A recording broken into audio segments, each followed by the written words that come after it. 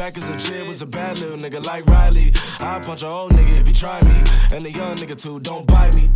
I was in preschool when my teacher was hating on me for my ADHD. I was rolling around in the class while she teaching. She told my mom spray my ass like a baby on me. Right in the hallway, but from then I still couldn't stop. Hey, it's your boy KashCutProductions. I'm live with TREY1EN. What's good, bro? Go ahead, talk your shit. It's good. It's your boy TREY1EN, the hippie, the hood hippie, the hood homie, the general, representing THC. You know how it goes. What's good, bro? Welcome to the show. Well, we already had you on the show for the group interview, but now we got the solo shit going on. So for those that don't know, go ahead and introduce yourself. So I'm TREY1EN. I'm the one that started the hippie collective, THC. I guess the moniker kinda that you're gonna see coming a lot more often and later in 2020 is the hood hippie. So that's what's up. And talk about creating THC. Like, how did that start? So THC, that really started out with me deciding to not play football anymore. I had an offer to play football in college, and I basically turned that down. Decided to stay here. Went to UTSA, but I didn't like fuck with school, so I wasn't going to class. I was just smoking weed, chilling with I was chilling with Shock, another nigga named Impress. But yeah, we was just kicking it a lot, and we all rapped and we all made music and shit. And then I had this other homie that was supposed to go to school with me. He didn't end up going. He produced. And I was the first out of all of us to kind of drop something, so I dropped Puff Pass. Did a video for it, and once I did it, it kind of did numbers for us, and got my name out there. And then we met JP like that, cause he just DM'd me, and then his beats was hard as fuck. We started recording at his crib, and just everything came together.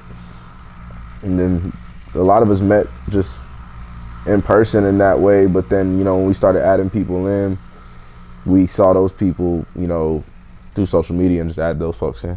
But yeah. So where does the whole like hippie vibe type thing come from? Like, what influenced all that? Truly, it honestly probably just because we all smoke weed. I mean, and then part of it is because I don't want to get too religious about it, but my way of life too.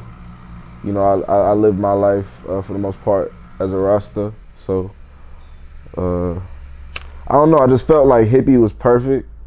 I don't know. A lot of us black hippies. I mean, Empress white, but yeah, I just felt like hippie was kind of the perfect vibe for it. And then, of course, it spells out THC, so it just worked. All right. So going back to the group, once you made the group and y'all started working together, doing everything, what were the benefits of the group?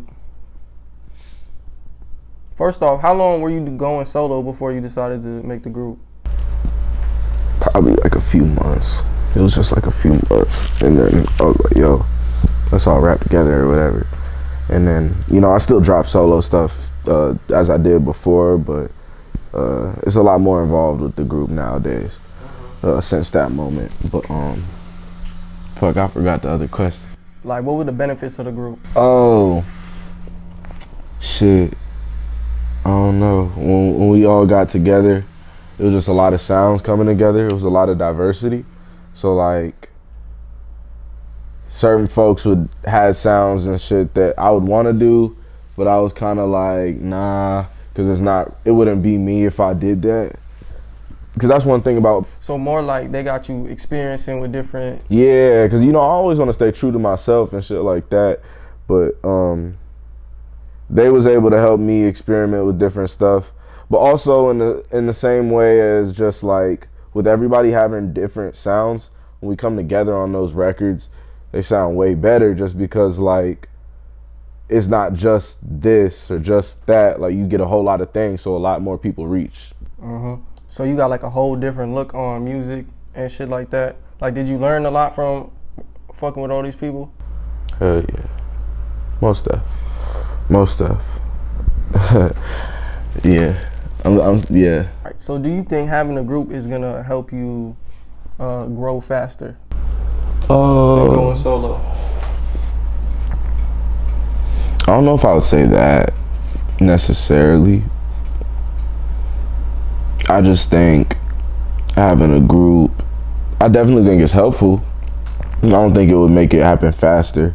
I think it's gonna happen when it happens. Like, I think regardless of whatever work I put in, you know, of course, you know, grind and work, but regardless of whatever work I put in, at the end of the day, it's gonna happen when it happens, and it's not in my plan, it's his. Mm-hmm. So what kind of music did you come up listening to? Because I know you said you was from the East Coast, right? Yeah. So who'd you come up listening to? When I first started listening to music, it was Kanye, actually. Like, when I was little, the first song for me was Gold Digger by Kanye. Like, I would like rap that whole at family reunions and stuff like that, and I wasn't supposed to because it got the bad words and shit, but that was the one. But when I really started getting into music, I liked Drake at first, but then I got more into Kendrick and J. Cole. But as I looked and became more of a student of it, I preferred Big Pun. I like Nas. I like Biggie and Tupac, of course, but that's kind of, I like Ice Cube a lot. I really fuck with Ice Cube. I look up to Ice Cube in a lot of ways. So and Dr. Dre. More like you like lyrics and shit? Yeah. Yeah, I can tell by the music too. Yeah. So, like, what got you started? Was rapping just something that you just came upon?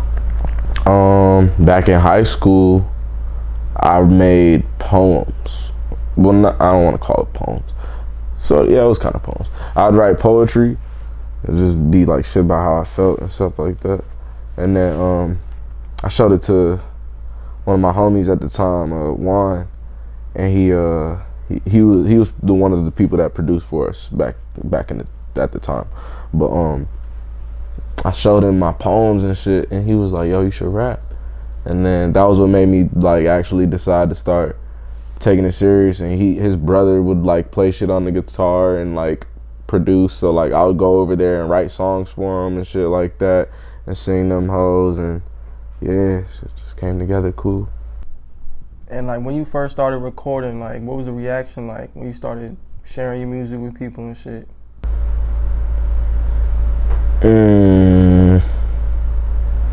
When I first started dropping music in high school? Yeah, well, like when you first started taking it serious, dropping it on, you know, Apple, Spotify, social media. You know, when you first started sharing your music with niggas, you know, you fresh out the studio type shit. What was the reaction like? It's probably, I don't know. I mean, in high school, when I first dropped, I felt like I got a lot of fake love. I felt like I got a lot of fake love. But then, like, as I started dropping more, I started to realize, okay, maybe the love wasn't fake. Maybe people actually is fucking with it. But yeah, I don't know. I guess to an extent, people always kind of have fucked with it. And the people that did hate on it, they ain't never hate on it to my face. Anybody that's hated on it it's always been like somebody saying whatever they gotta say when I'm not around to, you know, whoever. But if I'm around, niggas always got good things to say. All right, so talk about growing up. Growing up, I got both my parents.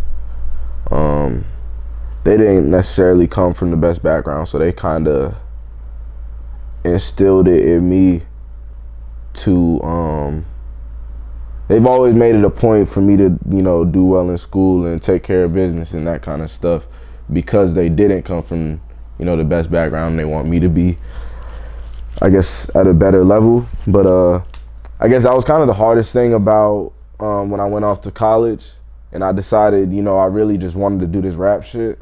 And when I was around the people that I was around, seeing them do the things that they was doing, and I was really trying to get like them, I kind of strayed off that a little bit. But I don't know. I feel like everything happens for a reason, and it all molds us to become who we are. But yeah, as a kid, you know, I had to study and shit like that, like a lot. I was reading at like a high school level, and like, I don't want to say the wrong grade, but it was like grade school, some like young shit. That's what's up. That's what's up. So what were you pursuing other than music?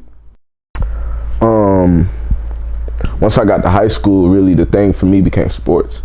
It's like, it was, when I was back in DC, it was basketball really. That was my main shit. I wanted to play in the NBA. But then when I got over here, I ain't really give a fuck about basketball no more. I just wanted to go to the NFL. So then I was doing my thing in football, but then I'm not gonna do it. It just didn't work out. And it didn't work out. So yeah. So how long have you been in San Antonio? Probably 5 years now. All right, so talk about the like once you came over here, the transition of the lifestyle, because the lifestyle is different than DC. So talk about the transition you had to make. No, you had to start talking different. Yeah, to an extent, because a lot of niggas was saying, like, they was saying shit that I was saying was weird. Like, I used to say Mo when I first got down here, and niggas was like, the fuck? And I said Ja, shit like that. Niggas would look at me weird though, so I stopped. I don't know. Another thing I learned when I got down here was, like, I guess the Southern hospitality was kind of different. Like, niggas was really smiley and shit, whereas like on the East Coast, niggas ain't like all smiley like that. Like you mean mug and shit. So like when I first got down here, I was mean mugging. But then I remember at one point, this nigga Deuce Digital, he's this cameraman. He came up to me because we used to play football together. He came up to me. He was like, "Bro, why are you always so mad?" I was like, "Nigga, I'm literally chilling right now." But like, sure. But yeah, so I learned to not mean mug as much. What else did you have to do, like as far as like living wise? How you mean? Like, do you have to move? Do you move different than how you were in DC?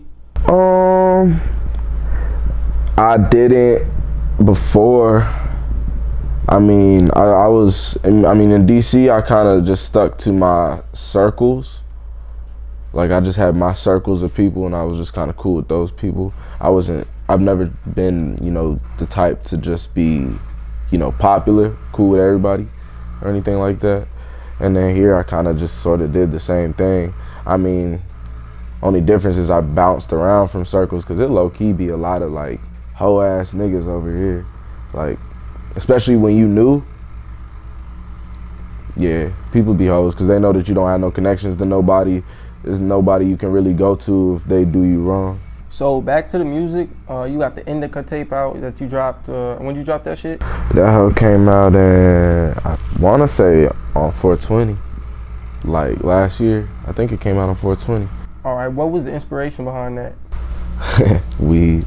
It was just about smoking and shit. But I'm trying to think back on it. I really, with that project, I don't remember what was going on at the time, but there's just a lot of bad shit going on in the world, and I was just like, honestly, with this project, I want it to be some shit that you can listen to if you sad and just like chill. If you already chill, perfect. You can bump that.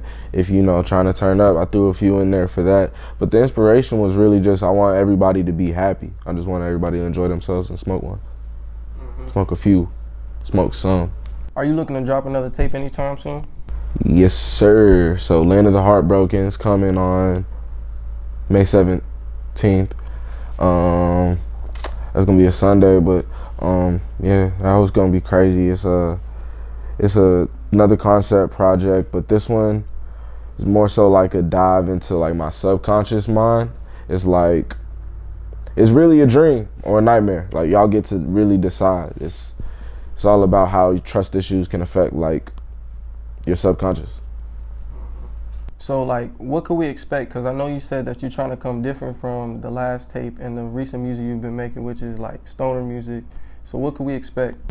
So this one is a lot more, I don't want to say R&B oriented, because R&B is kind of different now, but it's like, I don't know, it's still rap, but it's like more melodic type shit. Whereas like lately I've been more on my stoner rap type shit, where I'm really spitting.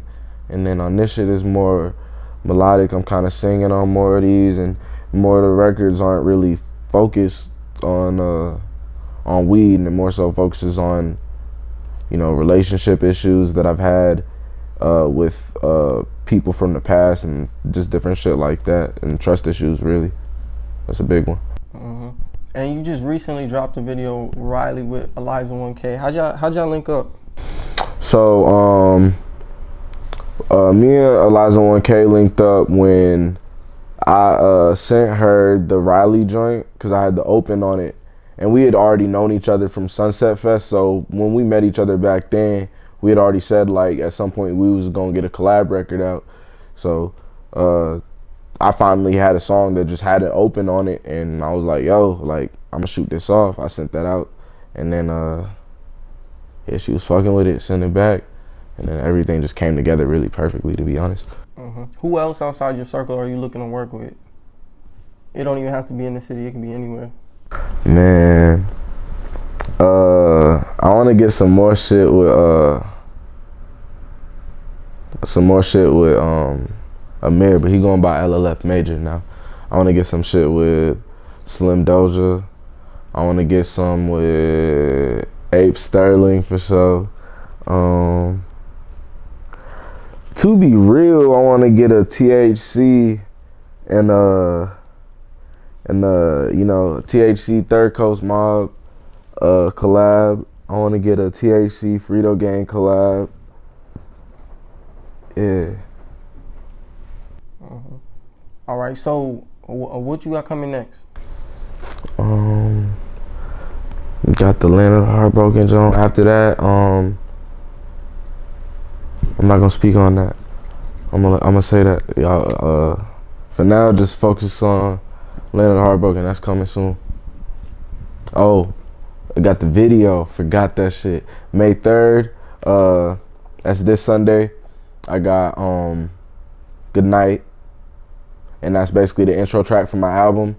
It's basically going to explain, like, basically what's going on. Like, it's just the start to the story. Damn, nigga, I'm stoned. So, do you write all your music? Yeah, fuck yeah. Everything you write, no freestyles? As far as like what you put out? I thought I thought you was asking me something else. I thought you was asking if I had like ghostwriters. Nah. I'm like, fuck no. But yeah, for the most part, I freestyle here and there, but like I don't really. If I booked some studio time, I generally book the studio time because I got some shit that I wrote that I'm trying to get down. But sometimes I may be in the studio while I'm recording something and be like, yo, I want to add this in, and just like freestyle some shit. But it's not often. So you've been doing music for a while. Like what have you learned? Like what are your strengths and weaknesses? My strengths, I would say, is probably like I fuck with them chill vibes. Definitely, for sure. My strengths is just songwriting. I think I'm a good just songwriter in general. But I guess for weaknesses, I'm trying to get better at picking beats. And I guess I want to be able to write off of nothing. Like be able to have inspiration even in quarantine when I can't go out and do shit and I can't live my life, still be able to find something to write about. I've been kind of struggling and hitting the block lately, trying to write, maybe freestyle better, that type shit. I freestyle decent. All right, so some people say that San Antonio isn't like a hip hop city. Have you heard that? I don't know if I've heard that we're not a hip hop city. I've heard that. Well, I wouldn't really say hip hop industry city. Connects. Like we don't get looked at for the hip hop shit. 100%, yeah. Like, why do you think is that?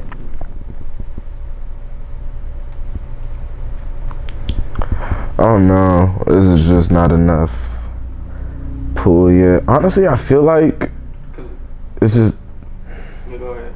I don't know. It's just not enough support. I guess it's just not enough pull yet, but I feel like it's about to happen, like soon. I feel like it's just bubbling up and it's finna blow up real soon. Do you have like a top top artists in the city list that you want to just put out there, personal list. Top artists in the city. Alright. My top, I'm gonna do this purely based off of like who I'm listening to, not who I think is like the best lyrically or nothing like that. This is who I listen to out the city. Damn.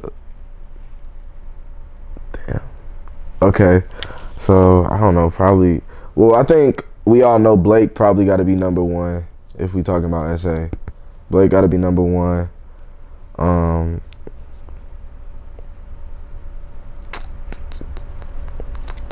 Blake gotta be number one. It's just I have a hard time because I consider myself to be competing with everybody. So like I have a hard time naming everybody else off. Blake's kind of the only one that we all gotta give it up to. I mean, other than, you know what, Frito Gang I gotta give it to. Reek I gotta give it to. Swanee. Alright, there we go. I'll give it to them. I'll put it in that order. No. Actually, I'm sorry. This is nothing. This is no offense to Reek because I fuck with Reek, but like Swanee, I want to put second. I fuck with Swanee Ivy. That nigga's hard. All right. So where can we contact you at? Be on Instagram, Twitter, at TREY1EN. Yeah, it's the guy. And any last words you want to tell the people? Smoke some. Chill. Stay safe. Be good. Peace, love, and positivity. You know.